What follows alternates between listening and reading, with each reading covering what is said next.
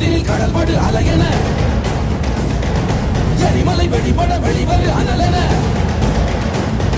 சிறுநரி அழிபட விரைகிற புலியன என் வழி தனி வழி என் வழி தனி வழி என வெற்றி செல்வன் எழுவான் தன் வேட்டை முடித்தே வருவான் என் வழி தனி வழி என் வழி தனி வழி என் வழி தனி வழி என் வழி தனி வழி